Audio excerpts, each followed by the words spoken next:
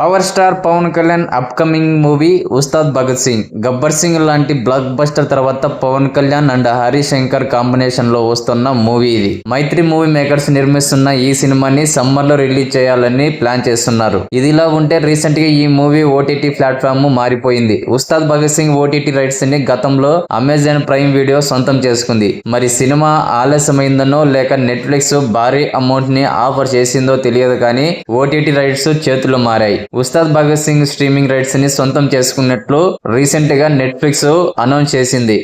Theatres లో release అయిన 4 వారాల తర్వాత నెట్ఫ్లిక్స్ లోకి వచ్చే అవకాశం అయితే ఉంది. పవన్ కళ్యాణ్ గత చిత్రం ఓజీ రైట్స్ ని కూడా నెట్ఫ్లిక్సే సొంతం చేసుకోవడం విశేషం. ఓజీకి వచ్చిన రెస్పాన్స్ నేపథ్యంలోనే ఉస్తాద్ భగత్ సింగ్ రైట్స్ తీసుకోవడానికి నెట్ఫ్లిక్స్ ఇంట్రెస్ట్ చూపించి ఉంటుందనే అభిప్రాయం అయితే వ్యక్తమవుతోంది. ఉస్తాద్ భగత్ సింగ్ లో పవర్ఫుల్ పోలీస్ ఆఫీసర్ గా పవన్ కళ్యాణ్ కనిపించనున్నాడు. దేవిశ్రీ ప్రసాద్ మ్యూజిక్ అందిస్తున్న ఈ సినిమాలో శ్రీలీల అండ్ రాశి ఖన్నా హీరోయిన్ గా యాక్ట్ చేస్తున్నారు.